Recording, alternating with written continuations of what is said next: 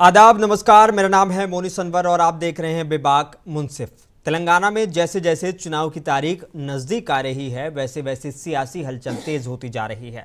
Bharatiya Janata party ने भी तेलंगाना के लिए अपने उम्मीदवारों की पहली लिस्ट जारी कर दी है। पार्टी ने पहली लिस्ट में कुल 52 उम्मीदवार का ऐलान किया है। पार्टी ने 3 बीजेपी सांसदों को भी उम्मीदवार बनाया है। करीमनगर से बंदी संजय कुमार को टिकट दिया गया है। इसके अलावा एटला राजेंद्र को 2 सीटों से उम्मीदवार बनाया गया है, जिसमें वो हुजूराबाद और गजविल से चुनाव लड़ेंगे। पार्टी ने 12 महिलाओं को भी अपना उम्मीदवार बनाया है। वहीं गोशा महल से मौजूदा विधायक राजा सिंह का निलंबन रद्द कर दिया गया है। उन्हें फिर से उसी सीट से उम्मीदवार बनाया गया है। तेलंगाना के आईटी मंत्री और सीएम केसीआर के बेटे केटीआर के खिलाफ सिरसिला सीट से बीजेपी ने रानी रुद्रम्मा रेड्डी को उम्मीदवार बनाया है। इसके अलावा राहुल गांधी का सीएम केसीआर पर भ्रष्टाचार का आरोप और तेलंगाना के सीएम केसीआर की बेटी के कविता और उनके बेटे केटीआर ने राहुल पर गांधी पर निशाना साधा। इसी पर होगी आज की चर्चा और आज की चर्चा में शामिल होने के लिए हमारे साथ मौजूद हैं बीजेपी के सीनियर लीडर जनाब फिरासत बाकरी साहब। फिरासत बाकरी साहब, आपका इस्तकबाल है। बीआरएस नेता मुकीम चंदा जल्दी हमारे साथ जुड़ेंगे और कांग्रेस लीडर इरफान कादरी हमारे साथ हैं, आपका भी इस्तकबाल है।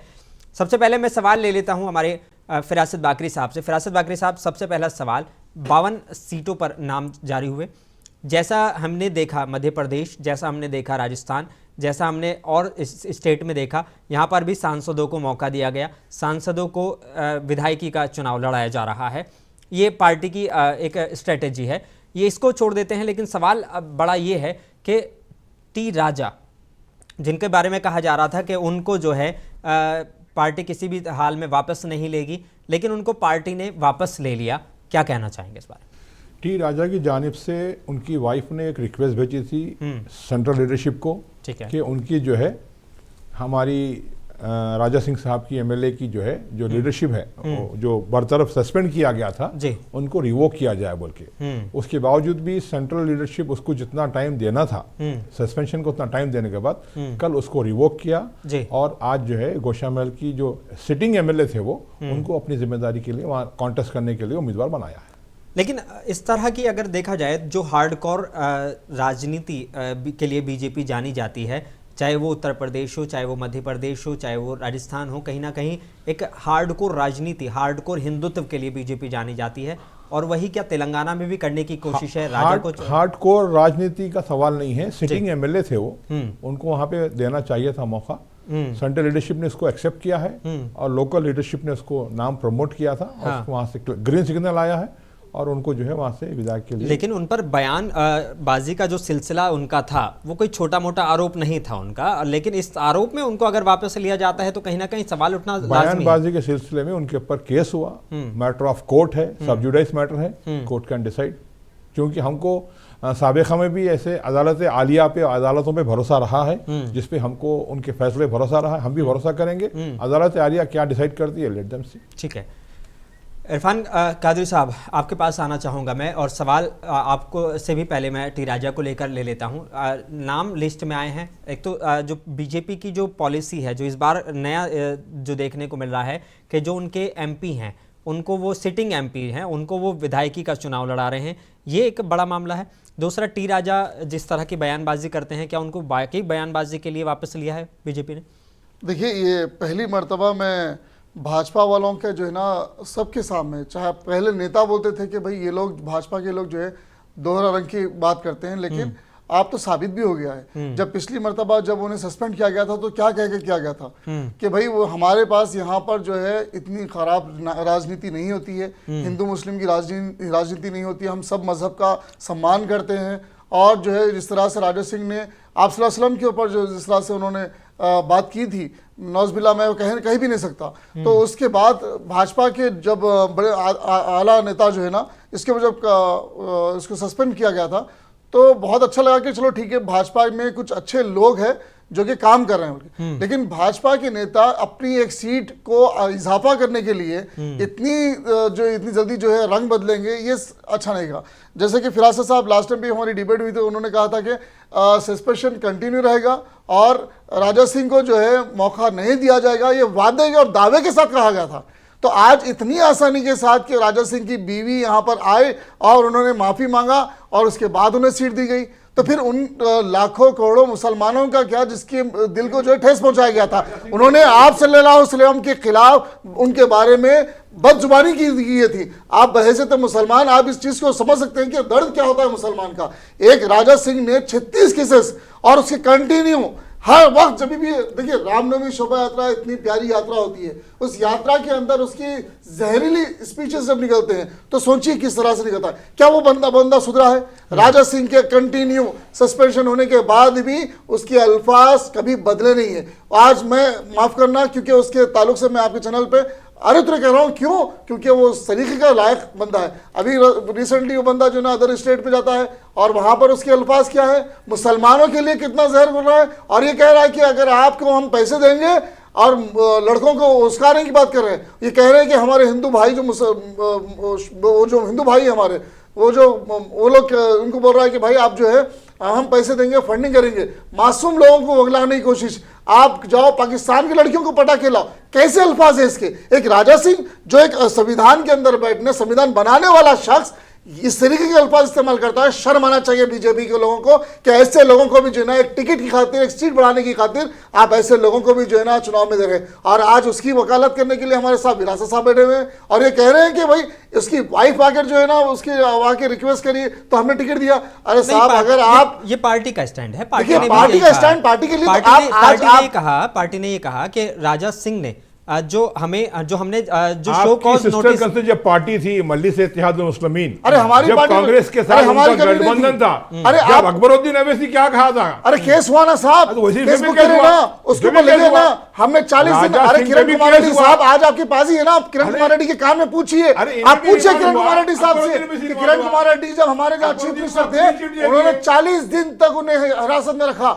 किरण कुमार रेड्डी की गवर्नमेंट, आज किरण कुमार रेड्डी आपके पास है, आप पूछिए उसको उस वक्त क्या था। कांग्रेस ने कभी समझौता नहीं किया। हिंदू मुसलमान का जब फसाद हुआ उन नेताओं को जो है अरेस्ट किया गया पूरी हैदराबाद के अंदर। हाँ, किरण कुमार रेड्डी जी ने कहा, ये इस बात को कहा था कि अगर किरण कुमार रेड्डी ने कहा था कि अगर स्टेट के अंदर असदुद्दीन ओवैसी और अकबरुद्दीन ओवैसी को अरेस्ट किया जाता है तो फिर जो है मुश्किल होगा। वो तो एआईसीसी ने कहा, सोनिया गांधी जी ने क्या कहा था आपको याद होगा। सोनिया गांधी जी ने कहा कि उसकी परवाह नहीं है, हमारी पास पुलिस ऑर्डर हम मेंटेन करेंगे, आप उसे अरेस्ट कीजिए। आप एक मरतबा देखिए 2011-12 में जब उन्हें अरेस्ट किया गया था एक भी दंगा फसाद नहीं हुआ। ये हमारे काबिल पुलिस वालों की बात, और हमारे जो मुसलमान भाई जो हमारे ओल्ड सिटी के अंदर रहते हैं सबको मालूम है कि उन्होंने गलत किया, उनको जेल को भेजा कांग्रेस ने। आपके पास क्या हिम्मत? यार मैं खुद एक केस में तो है राजा सिंह के केस में मैं खुद जो है ना एक कंप्लेनर हूं।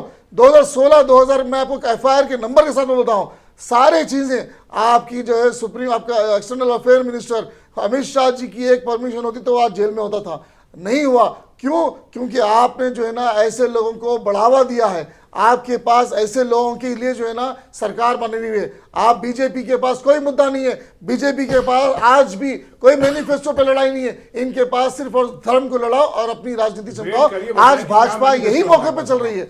आप देखिए बंडी संजय का क्या बैकग्राउंड है, कितनी मर्तबा उन्होंने कितनी अल्फाज इस्तेमाल किए। आज अरविंद को देखिए किस तरह से वो जहर उगलते हैं और ये ओपनली कहते हैं कि भाई निजामबाद के अंदर आप किसको भी इस तरीके का एटीट्यूड है उनको। इतना घुमांड अच्छी चीज नहीं है साहब। आप इस तरीके से कह रहे हैं कि भाई आप जो है ना वोट किसको भी दो, हाथ को डालो या झाड़ उसको डालो, कान डालो, वोट हमें पड़ेगा, हम जीतेंगे। इसका मतलब क्या है? क्या आप ईवीएम हैक कर चुके हैं? क्या आप ईवीएम हैक करके आप राजनीति कर रहे हैं? शर्म आना चाहिए जवाब के लोगों। फिरासत बाकरी साहब, एक तो ईवीएम हैक का आपके ऊपर आरोप लगा रहे हैं सीधे तौर पर, दूसरा वो कह रहे हैं कि आपकी पार्टी ने मतलब इस तरह के बंदे को वापस क्यों लिया? क्या सिर्फ एक सीट की खातिर? मेरे सवाल का जवाब आपके पास खुद है मोनिस अनवर साहब। जैसा कि अभी रिसेंटली इलेक्शन हुआ है आपके कर्नाटक में बीजेपी लूज करी, कांग्रेस जीती। क्या हम अगर हैक करे होते तो हम क्या लूज होते वहां पे? हमारे पास हैकिंग का नहीं, ये तो आपका जवाब है। अगर वो आपके ऊपर आरोप लगा रहे हैं जवाब तो आप ही को देना पड़ेगा। कर्नाटक के अंदर इसी कर्नाटक के अंदर आज जवाब जब से जाने के बाद कांग्रेस जब से आई वहां पर हिंदू मुसलमान से एकता है। आप ही के जब हुकूमत के अंदर बुरखे के ऊपर जो है ना आपने ये कोशिश की गई थी, आपके पास इतना बुरखा पहनने पे बैन लगाया। आज कांग्रेस कर्नाटक में आई, आज हिंदू मुसलमान फख्र के साथ कर्नाटक में जो है अपने साथ एक सत्ता होकर अपने राज को आगे बढ़ा रहे हैं। आप देखिए जवाब ले लेते हैं कांग्रेस जी। के पास मोनी अनवर साहब जी, जी। सिवाय इल्जामात के दूसरा कोई मुद्दा नहीं है इनके पास।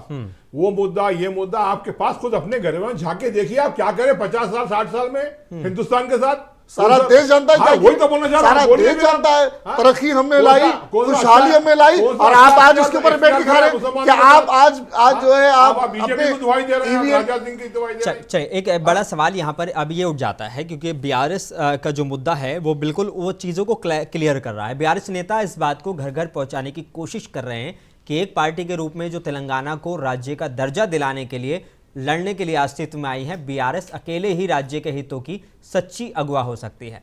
उनका कहना है कि दिल्ली और गुजरात के गुलाम तेलंगाना के साथ न्याय नहीं कर सकते।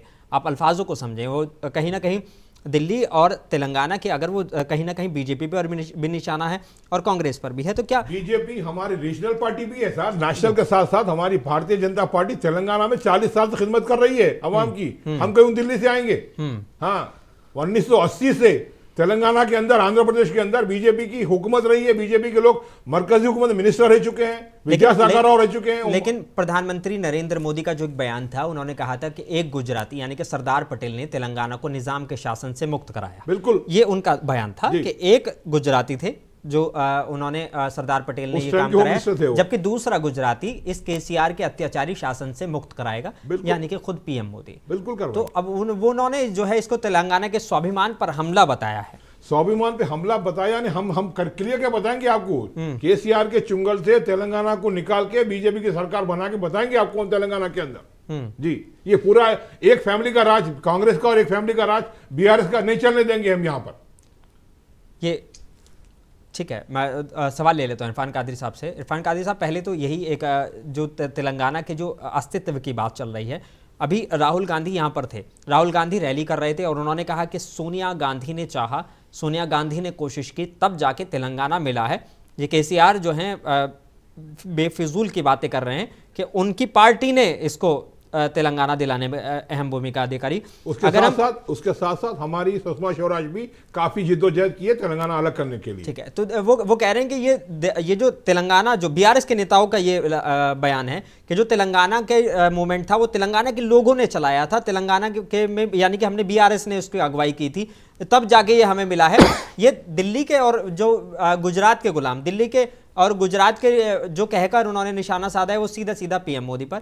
दिल्ली को जो कहा गया है उनको सीधा हमला केसीआर पर, उन पर था, राहुल गांधी और सोनिया गांधी को लेकर था। क्या वाकई लगता है कि दिल्ली और जो ये गुजरात है वाकई नहीं तेलंगाना की समझता है? जहां तक आप तेलंगाना की बात कर रहे हैं और सोनिया गांधी जी की बात कर रहे हैं, देखिए यूपीए की चेयरपर्सन सोनिया गांधी जी थे और सरकार में हमारी पार्टी मनमोहन सिंह सरकार में तो उस वक्त जो है सरकार का फैसला हुआ, तेलंगाना बना तो सोनिया गांधी जी ने दिया, ये बात से इनकार नहीं कर सकते। हाँ, ये बात जरूर है कि तेलंगाना की जनता का जो उरूज था, तेलंगाना की जनता और तेलंगाना की जनता में मैं भी शामिल होता हूं, हम तमाम लोगों ने ये कहा था, हम तमाम लोगों की ये कोशिश थी कि तेलंगाना बनना चाहिए ताकि तेलंगाना सुनहरा तेलंगाना बनना चाहिए। हमने कई मरतबा एहतजाज किया। हमारी पार्टी आज देखिए कि आंध्रा में हमारी पार्टी 0 है, लेकिन उसके बावजूद हमने जो है ना, हमको मालूम था कि हमारा इख्तिदार जाने वाला है, हमें मालूम था कि हमें जो है आने वाले 10 साल तक हमें हुकूमत नहीं आएगी और आंध्रा में तो हमें बहुत नुकसान होगा, लेकिन बावजूद इसके सोनिया गांधी जी ने ये नहीं सोचा था कि आंध्रा का नुकसान होगा। लेकिन जब दो बेटे जब अलग हुए थे तो ये सोचा गया था कि दोनों की तरक्की होगी। लेकिन आज देखिए तेलंगाना के अंदर जो सुनहरा तेलंगाना की बात की गई थी केसीआर साहब ने, और ये कहा था कि बंगाल तेलंगाना कहेंगे, सिंगापुर जैसा बनाएंगे, आज देखिए कि बुरा हाल है। मैं समझता हूँ कि हिंदुस्तान के अंदर अगर बेरोजगारी सबसे बड़ी है तो टॉप 10 में के अंदर जो है 3rd पोजीशन पे तेलंगाना आता है। बिहार और यूपी के बाद आज तेलंगाना जो है बेरोजगारी के ऊपर बहुत बढ़ चुका है। आज अगर देखा गया 9 साल के अंदर तो उन्हें 18 लाख नौकरियां देने की बात की गई थी। आज धीरे धीरे लोग जो है उसी दिशा में जा रहे हैं जहां तेलंगाना मूवमेंट के लिए लोग सुसाइड करते थे, आज रोजगार के लिए सुसाइड कर रहे हैं। चिकड़पल्ली में एक लड़की जो है तेलंगाना पब्लिक सर्विस कमीशन के लिए जो एग्जाम दी थी, वो बेचारी जो है सुसाइड की गई, तो उसके ऊपर एक हाथ में चिट्ठी पता नहीं कहाँ से उसके हाथ में लगा दिया गया, नहीं मालूम ये क्या हो गया नहीं मालूम है, लेकिन उसे बताया कि ये प्रेम की मोहब्बत की खातिर जो है ना इसने अपनी जान दी। लेकिन हकीकत तो ये है कि वो औरत लड़की जो है अपनी जॉब के लिए परेशान थी, अपने रोजगार के अपने मुस्तकबिल के लिए परेशान थी, इसलिए जो है ना सुसाइड के लिए। तो आज तेलंगाना बनने के बाद 9 साल में भी ये हमारे हालात है कि आज आरटीसी के एम्प्लॉय परेशान है, आज गवर्नमेंट कांस्टेबल्स परेशान है, आज होमगार्ड्स परेशान है, इलेक्ट्रिसिटी एम्प्लॉय परेशान है, तमाम के तमाम लोग परेशान है, और उसके अलावा रोजगार भी नहीं बढ़ रहा है। तो इसकी वजह से जो है तेलंगाना के अंदर तेलंगाना की जनता ये फैसला कर चुकी है कि कांग्रेस पार्टी को वापस लाया जाए और सुनहरा तेलंगाना का ख्वाब सिर्फ कांग्रेस ही पूरा कर सकती है। फिरासत बागड़ी साहब, केसीआर साहब की बेटी और बीआरएस एमएलसी के कविता ने तेलंगाना विधानसभा चुनाव को तेलंगाना के विरोधियों और उन लोगों के बीच की लड़ाई करार दिया जिनका दिल तेलंगाना के लिए धड़कता है। वो साफ ये कहना चाह रही हैं कि हमारा दिल तो तेलंगाना के लिए धड़कता है, बाकी जो लोग हैं वो विरोधी हैं। ये तमाम तेलंगाना की अवाम पे ये कविता हो या कोई और हो, अवाम की बेइज्जती कर रहे हैं ऐसा कह के, तेलंगाना की पूरी अवाम की। और आज जो है तेलंगाना की अवाम समझ गई है इनके जो है ढोकले जो इनका व्यापार क्या बोलना चाहिए व्यवहार है इनका तेलंगाना की आवाम के साथ पब्लिक समझ गई है। आप बताना चाहूंगा मैं आपको, तेलंगाना राष्ट्रीय समिति के जो प्रेजेंट 9 साल सरकार हुए हैं, इसके अंदर सबसे अहम इनका प्रोजेक्ट था कालीफॉरम लिफ्ट इरिगेशन प्रोजेक्ट।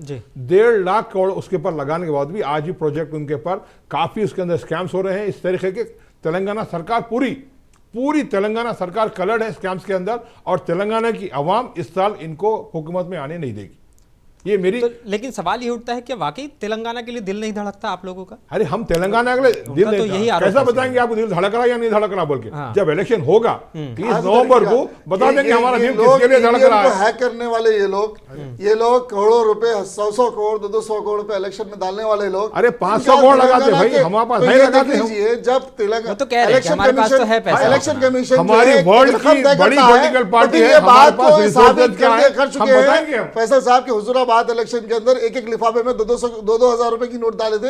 ये इस बात से तो साबित हो रहा है। तो जो इलेक्शन कमीशन ने एक रकम लगा जाता है कि भाई इतने 25 लाख रुपए 50 लाख रुपए की बात कर रहे थे, तो आप ये कह रहे हैं कि 500 करोड़ रुपए खर्च करेंगे। इसका मतलब आप वोट खरीदेंगे, मासूम लोगों को बहकाएंगे, बुसकाएंगे, उसके बाद जो है अपना वोट। लेकिन इन्हें ये समझ लीजिए कि तेलंगाना की जनता से मोहब्बत नहीं है। अगर इख्तियार में आती है, अगर तेलंगाना में अगर इनके इख्तियार में, वैसे तो आती भी नहीं भाई, एक झूठे में बोल रहा हूं कि अगर भाजपा का इख्तियार में आती भी है, तो अगर आती भी है तो इनका सिर्फ और सिर्फ सोच ये है कि पैसे कमाओ, अदानी अंबानी जैसे यहाँ पे भी पैदा करो, और उन्हें जो है ना सारा तेलंगाना कह रहे हैं कि बीजेपी का जो कैडर है वो इतना मजबूत है कि हमें किसी वोटर को पैसे देने की जरूरत इनके पास है। देखिए अब आसाम में क्या हुआ, आसाम के अंदर ईवीएम मशीनों को अपने घर में लेके गए, ले आके वहां पर जो है वोट डाले, और उस मशीन को जो है ना पैक करके लेके, आप देखिए आपकी मुंसिफ टीवी में भी बताया गया था 2 साल पहले जब आसाम के इलेक्शन हुए थे, क्या नहीं बताया गया था? आप देखिए उसके अलावा अब इनके पास राजनीति में कोई चीज इनके पास साफ नहीं है। अभी राजा सिंह को इन्होंने टिकट देकर ये बता दिए कि इन्हें सिर्फ और सिर्फ सीट चाहिए, नंबर बने हुए चाहिए,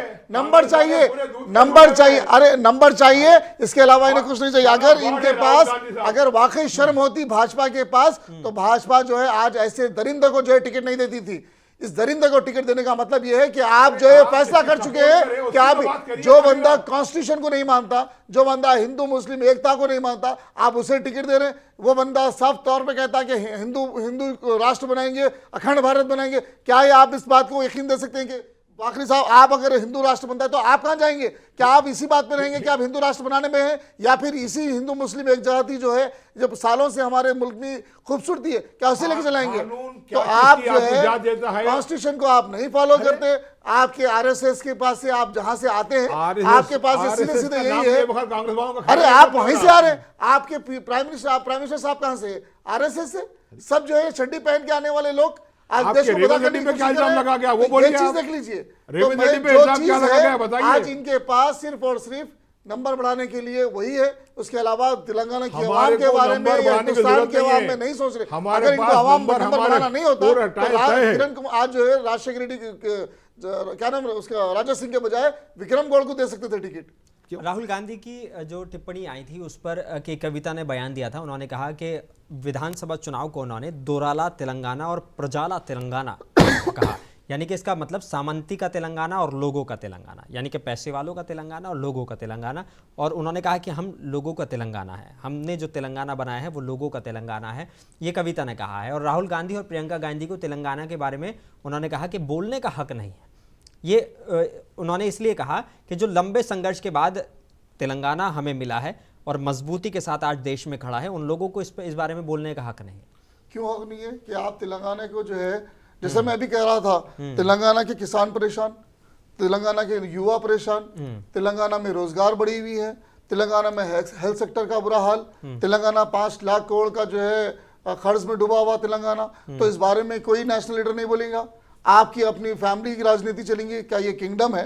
ये डेमोक्रेसी है? तेलंगाना को देने वाले अगर तेलंगाना के बारे में नहीं पूछेंगे तो कौन पूछेंगे? आपकी कौन नहीं पूछेंगे? सोनिया गांधी जी ने, राहुल गांधी जी ने जब आए और यही बोले कि तेलंगाना जब हमने दिया था तो बहुत कुछ सोच दिया था, बहुत कुछ सोच तेलंगाना को दिया था। लेकिन आज क्या देखते हैं, तेलंगाना के जो हालात है, तेलंगाना के नौजवान है, आज वो आकर रो रो के सुना रहे थे। जब भारत जोड़ो यात्रा आई तो उन्होंने कहा कि साहब हमारी उम्र खत्म हो रही है लेकिन हमारा जो है रोजगार का ठिकाना नहीं है। आज बीआरएस पार्टी के लीडर नहीं है, वरना आज आप देखिए 2 मर्तबा हो गया आपके पास।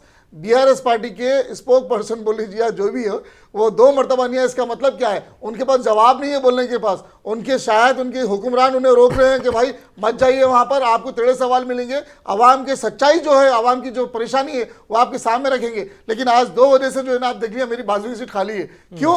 क्योंकि ये लोग जो है ना बोलने के काबिल नहीं है। आप मीडिया है, मीडिया के सामने 4 अल्फाज बोल देते हैं, कविता मैडम या फिर केटीआर साहब, केसीआर साहब, लेकिन हकीकत क्या है? तो पब्लिक में जाते नहीं। केसीआर साहब कभी आवाम से मिले सो पता दीजिए, जनता दरबार कब रखा, कब जो है पब्लिक से मिलते ही नहीं। वो वीवीआईपी लोग हैं, वो उनको पास मिलना है तो संतोष साहब और बड़े बड़े जो है ना इंडस्ट्रीज के लोग मिलते हैं, उनके साथ अपना टाई अप होता है, कैसे पैसे कमाना है, कैसे पार्टी का जो है ना फंड बढ़ाना है, बस उनका काम उतना ही है। तेलंगाना के अंदर बहुत बुरे हालात है, बेरोजगारी बढ़ी हुई है। इसलिए राहुल गांधी जी, प्रियंका गांधी जी बार बार ये सवाल कर रहे हैं। लेकिन जब 2023 की जब सरकार आएगी तो कांग्रेस पार्टी ये गारंटी स्कीम भी लगा चुकी थी और उसके अलावा रोजगार को भी देने का काम सिर्फ और सिर्फ कांग्रेस कर सकती है। अरे 12% रिजर्वेशन नहीं दे सके आप, फिर रोजगार पे? अरे 12% रिजर्वेशन हमारा सवाल नहीं है साहब। 12% सवाल आप शायद 4% रिजर्वेशन हमने दिया, 5% बोले, 4% दिए, वो भी वो आज भी टिकावा है नहीं है। आप सुप्रीम कोर्ट में टिकावा है, मानते नहीं मानते, टिकावा है नहीं है। आज फायदा हो रहा नहीं हो रहा, फिरासत बागरी साहब, पवन कल्याण की पार्टी तेलंगाना की 119 में से 32 सीटों पर चुनाव लड़ने की इच्छुक है। यह अभी भी साफ नहीं है कि जनसेना का बीजेपी के साथ गठबंधन होगा या अकेले चुनाव लड़ेंगे। क्या लगता है?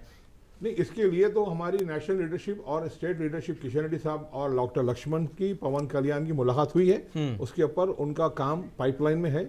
उसका जो भी आउटकम आएगा आपको मिल जाएगा, उसका अपडेट हो जाएगा। मतलब उम्मीद कर सकते हैं कि पवन कल्याण आपके साथ आएंगे? पवन कल्याण हमारे साथ आए भी तो हमारे कोई गम नहीं है, नहीं भी आए तो हमारा कोई वो नहीं है। हमारी भारतीय जनता पार्टी, हम अपना स्टैंड 119 सीटों पे हमारे कैंडिडेट्स पूरे, हम बीजेपी कैंडिडेट खड़ा करेगी। अगर वो आके हमारे साथ जोड़ना चाहते हैं तो हम उनको वेलकम करते हैं, अदरवाइज नो इशू। लगातार सवालों का सिलसिला जारी है और बेबाक मुंसिफ में हमारे साथ एक बार बैठे हुए हैं बीजेपी के सीनियर लीडर फिरासत बाकरी साहब और कांग्रेस को रिप्रेजेंट करने के लिए हमारे साथ मौजूद हैं इरफान कादरी साहब। एक बार फिर से मैं आना चाहूँगा सीधा सीनियर लीडर फिरासत बाकरी साहब के पास। फिरासत बाकरी साहब, एक बड़ा सवाल यह है कि अभी एक जो सर्वे कराया गया और सर्वे में कुछ चीज़ें सामने आई हैं। उनका कहना है कि अगर हम बात करते हैं कि सीएम का फेस कौन होना चाहिए और सीएम के नाम पर कितने प्रतिशत वोट पड़ सकते हैं लोगों को, इस सर्वे की अगर हम बात करें तो चंद्रशेखर राव जो मौजूदा सीएम हैं उनको 43% लोग कहते हैं कि वो सीएम होने चाहिए। रेवंत रेड्डी साहब के नाम पर 30% लोगों ने हामी भरी है कि वो सीएम होने चाहिए। बंडी संजय साहब के 11, जी किशन रेड्डी साहब 3 और असदुद्दीन ओवैसी साहब को 4% लोगों ने वोट किया है।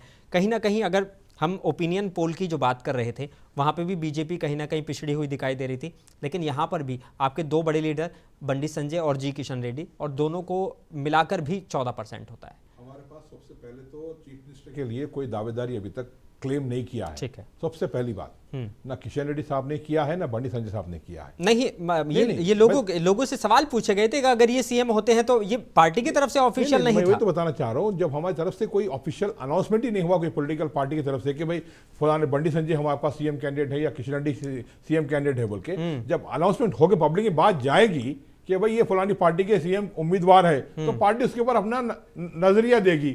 यहाँ पर आपके पास ऑलरेडी सीएम केसीआर है, लोग समझ रहे हैं कि उनका ही नाम दोबारा चलेगा, उनके पास ऑप्शन वही है। उन्होंने अपने फेस पे इलेक्शन लड़े as a chief minister. Revanth Reddy के पास कांग्रेस का स्टैंड क्या है नहीं मालूम। बीजेपी के अंदर हमारे पास किसी का भी नाम सीएम के नाम के लिए घोषित नहीं किया गया है, तो उसके पास सर्वे क्या आएगा, और सर्वे को तो हम मानते ही नहीं है। ठीक है, बीआरएस लीडर मुखी चंदा साहब हमारे साथ जुड़ गए हैं। मुखी चंदा साहब, इस्तकबाल है आपका। क्या आपको आवाज आ पा रही है मेरी? मुखी चंदा साहब, आपका इस्तकबाल है। बीआरएस लीडर मुखी चंदा साहब हमारे साथ जुड़ गए हैं। क्या मुखी चंदा आवाज आ रही है मेरी आपको? मुखी चंदा साहब, बड़ा सवाल यहां पर यह उठता है, अभी राहुल गांधी यहां पर यात्रा कर रहे थे और यात्रा करते हुए उन्होंने सीएम केसीआर पर भ्रष्टाचार के आरोप लगाए। उन्होंने कहा कि कालेश्वरम प्रोजेक्ट जो है उसमें भी सीएम केसीआर ने बहुत ज्यादा फर्जीवाड़ा किया है। दूसरा, अगर हम बात करें तो वो कई सारे आरोप लगा गए एक साथ सीएम केसीआर पर। क्या कहना चाहते हैं इस बारे में? देखिए, राहुल गांधी साहब जो है सियासी तौर पर नाबालिग हैं और वो ये कह रहे हैं कि 1 लाख करोड़ का केसीआर साहब ने घोटाला किया है जी, जबकि कालेश्वरम प्रोजेक्ट खुद 80,000 करोड़ का प्रोजेक्ट है। गलत बोल रही है। बताइए, 1.5 लाख करोड़ का प्रोजेक्ट है कालेश्वरम प्रोजेक्ट। आप थोड़ा होमवर्क कर लीजिए मुखित भाई। फिरासत बाकरी साहब हैं हमारे साथ, बीजेपी के सीनियर लीडर मौजूद हैं, और इरफान कादरी साहब हमारे साथ कांग्रेस से हैं। 150 करोड़ का प्रोजेक्ट है कालेश्वरम लिंक इरिगेशन प्रोजेक्ट। आप 80 करोड़ बोल रहे हैं आप।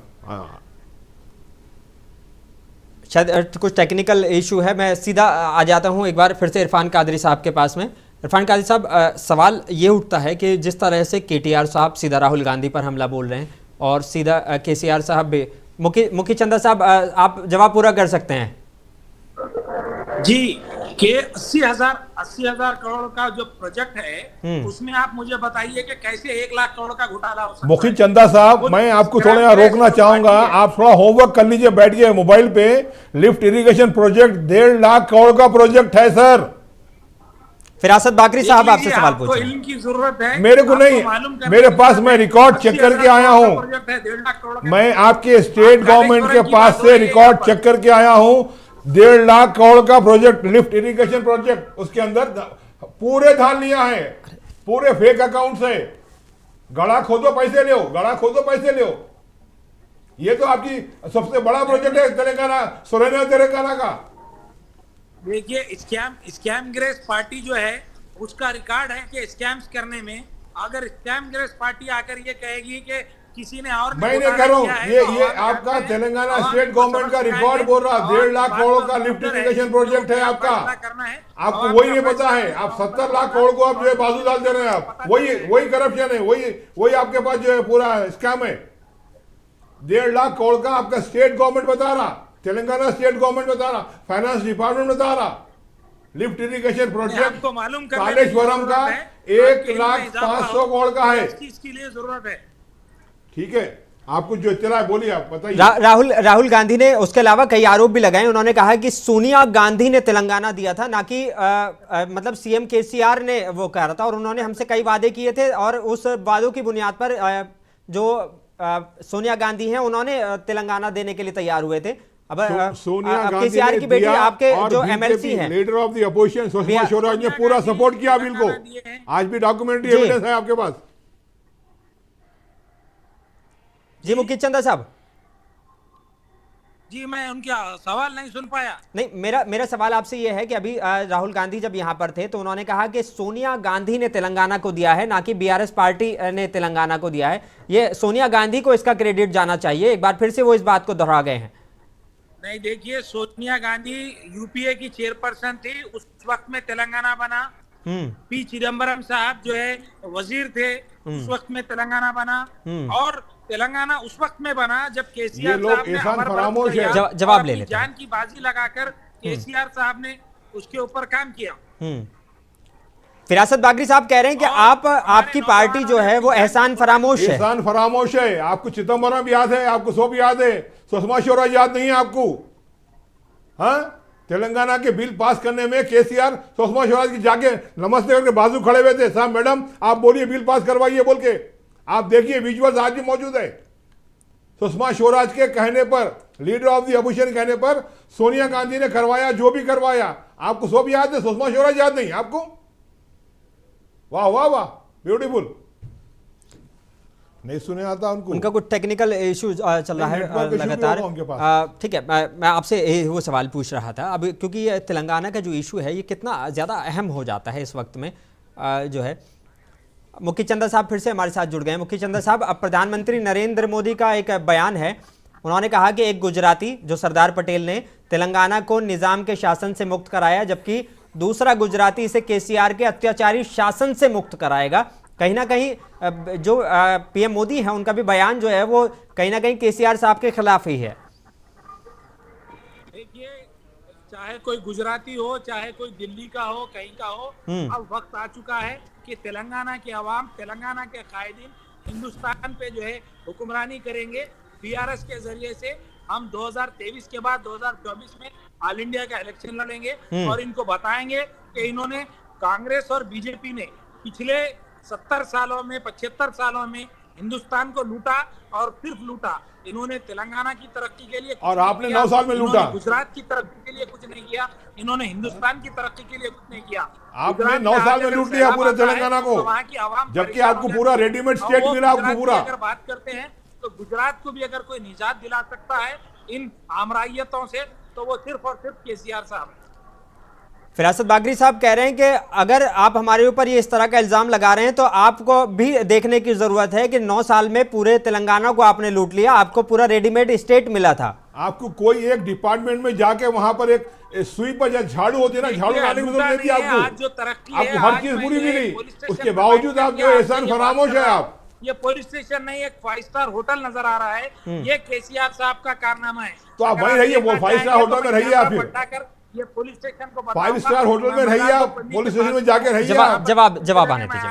हाँ, मैं यहाँ पर देख रहा हूँ। हाँ जी, इरफान कादरी साहब आपसे कुछ सवाल करना चाह रहे हैं। नहीं, मुखी साहब ने अभी कहा कि पुलिस स्टेशन को जो है 5 स्टार होटल बनाया गया, तो वो दिन दूर नहीं है हमारे मुखी चंदा साहब के केसीआर साहब जो है उस 5 स्टार होटल के अंदर 5 साल गुजारेंगे।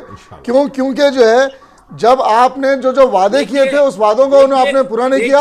और आपने अभी कहा कि नाबालिग लीडर हमारे राहुल गांधी जी ने कहा कि मैं आपको कह दूंगा कि आपके अगर आप नाबालिग कहेंगे तो इसका मुंह तोड़ जवाब ये है कि रात के अंधेरे के अंदर 6-9 बजे के बाद जो फैसले होते हैं वो उस दुबा में आप सुबह में भूल जाते हैं। केसीआर साहब रात के अंधेरे में क्या करते हैं, फार्म हाउस में क्या करते हैं, कौन से उनके पास गुट होते हैं, ये सबको मालूम है। कौन सा गुट पीकर, कितने गुट पीकर जो है आप काम करते हैं, मालूम है कि आपने 9 साल के अंदर जवाब अमेरिका में दूसरा दफ्तर हैदराबाद में खाली जो है दूसरा दफ्तर। अगर मुखी चंदा साहब आप पहले सवाल सुन लीजिए, फिर जवाब मैं आपका ले लूंगा। एप्पल का अगर कोई पूरी दुनिया का सेकंड लार्जेस्ट अगर कोई दफ्तर खुलता है तो वो हैदराबाद में खुलता है। ये रात के अंधेरे में नहीं, दिन के उजाले में खुलता है। अरे रात के अंधेरे में, अंधेरे में बात का काम हो रहा साहब, आंख बंद करके आप देखेंगे तो कुछ नजर आने वाला नहीं है। आपको समझने की जरूरत है,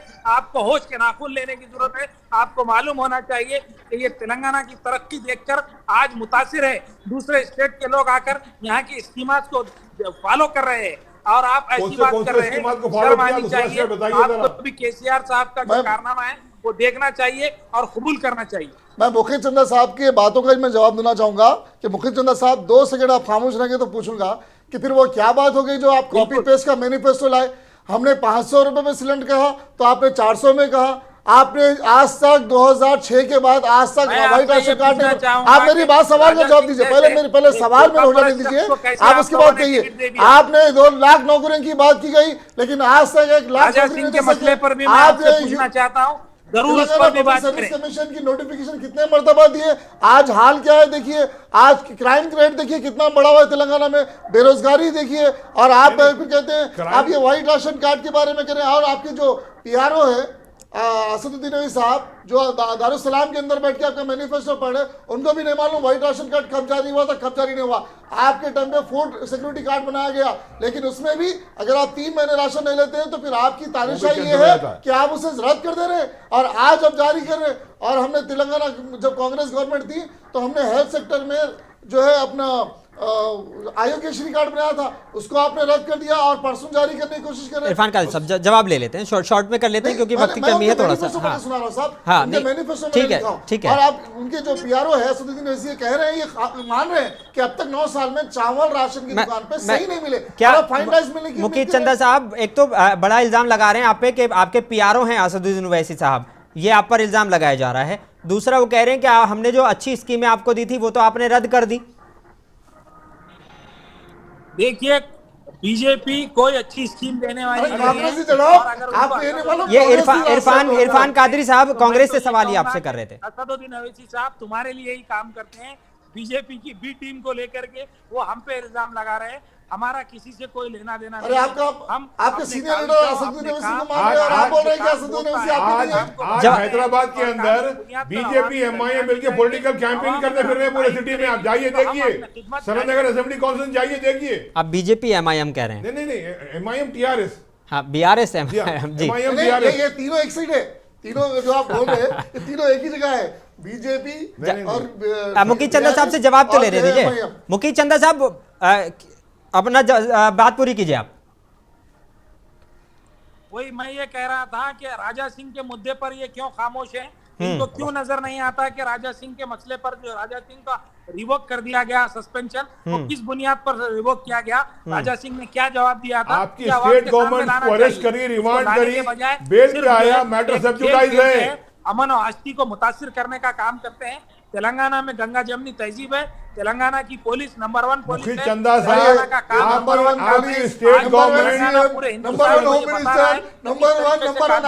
1 क्राइम भी बढ़ गया।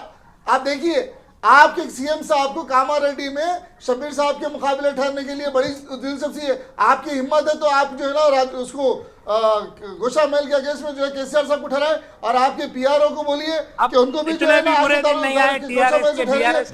हैं गोशा महल चढ़ाने की बात कीजिए, लेकिन आप नफरत को बढ़ाने की खातिर जो है राजा सिंह को जितना प्रमोट आप कर रहे हैं, शायद बीजेपी और एमआईएम और बीआरएस उनकी आवाज जो है वो समझ में नहीं आ रही, जवाब भी उनका साथ साथ लेके चलते हैं। मुखी चंदा साहब आवाम की चाहत को, आवाम की मोहब्बत को देखते हुए केसीआर साहब कामारेड्डी से इलेक्शन लड़ने का इंतजाम करे। वाह क्या एहतमाम किया माशाल्लाह से वहाँ मोहम्मद अली। लेकिन एक बड़ा सवाल ये बन जाता है कि अगर के कविता जो है राहुल गांधी को कह रही है सीधे तौर पर कि राहुल गांधी प्रियंका गांधी को यहाँ पर बोलने का हक नहीं है, जबकि वो कह रहे हैं कि भाई ये तो तेलंगाना तो हमारी देन है, कांग्रेस की देन है। मुकीत चंदा साहब तेलंगाना किसी की देन नहीं है, तेलंगाना तेलंगाना के शहीदों ने जो दिन रात काम किया, अपनी जानों की कुर्बानी पेश की और तेलंगाना को हासिल किया। तेलंगाना की जिद्दोजहद 50 साल जिद्दोजहद 2014 तक चलती रही। ये जिद्दोजहद तो कोई भी अपने सर पर नहीं रख सकता। इतना जरूर है कि जो इसमें टर्निंग पॉइंट रहा वो टर्निंग पॉइंट ये रहा कि केसीआर साहब ने अपना अमर किया। केसीआर सच्चड़ू तेलंगाना बच्चोड़ू का नारा देकर केसीआर साहब ने काम किया। कुर्बानी किसने दी? लेकिन अगर क्रेडिट की बात की जाए तो क्या ये वाकई स्वाभिमान का मसला है तेलंगाना के? क्योंकि अब आपने तो इसको तेलंगाना के स्वाभिमान का मामला बता दिया है। भाई आप क्रेडिट लेना चाह रहे हैं तो आप केसीआर साहब को कहते हैं, और अगर वो कांग्रेस से इसका क्रेडिट लेना चाह रहे हैं तो फिर इसके लिए स्वाभिमान का मामला कहां से आता है?